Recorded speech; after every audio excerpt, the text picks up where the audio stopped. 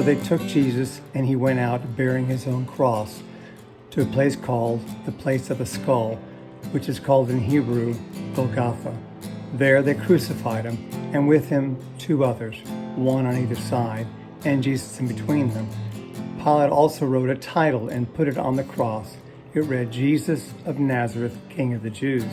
Many of the Judeans read this title, but the place where Jesus was crucified was near the city, and it was written in Hebrew, in Latin, and in Greek. The Jewish chief priests then said to Pilate, "Do not write the King of the Jews." But the man said, "I am the King of the Jews."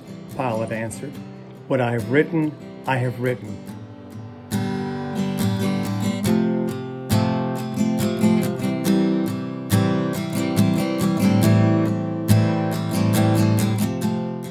When the soldiers had crucified Jesus, they took his garments and made 4 parts, one for each soldier, also his tunic. But the tunic was without seam, woven from top to bottom. So they said to one another, "Let us not tear it, but cast lots for it, to see whose it shall be." This was to fulfill the scripture. They parted my garments among them, and for my clothing they cast lots.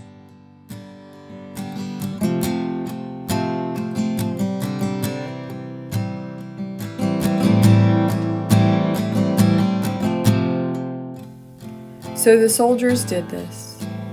But standing by the cross of Jesus were his mother and his mother's sister, Mary the wife of Clopas, and Mary Magdalene.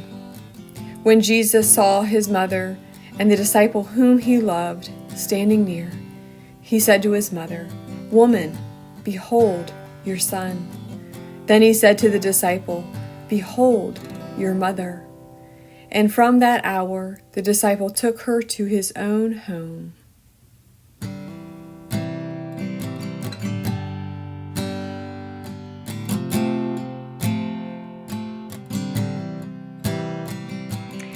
After this, Jesus, knowing that all was now finished, said, "To fulfill the scripture, I thirst."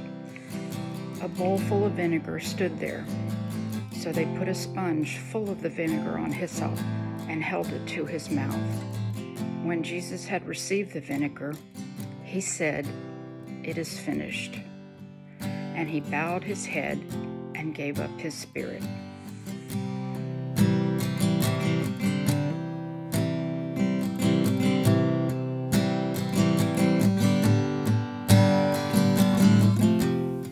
Since it was the day of preparation, in order to prevent the bodies from remaining on the cross on the Sabbath, for the Sabbath was a high day, the religious authorities asked Pilate that their legs might be broken and that they might be taken away. So the soldiers came and broke the legs of the first and of the other who had been crucified with him. But when they came to Jesus and saw that he was already dead, they did not break his legs. But one of the soldiers pierced his side with a spear, and at once there came out blood and water. He who saw it has borne witness. His testimony is true, and he knows that he tells the truth, that you also may believe. For these things took place, that the scripture might be fulfilled. Not a bone of him shall be broken. And another scripture says, "They shall look on him whom they have pierced."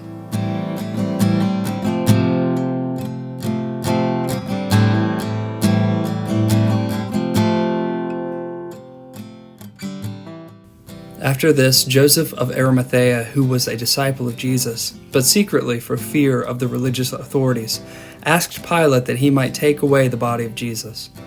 And Pilate gave him leave. So he came and took away his body.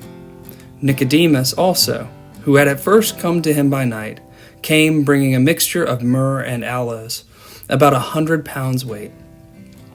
They took the body of Jesus and bound it in linen cloths, with the spices, as is the burial custom of the Jews. Now in the place where he was crucified there was a garden, and in the garden a new tomb, where no one had ever been laid. So because of the Jewish day of preparation, as the tomb was close at hand, they laid Jesus there.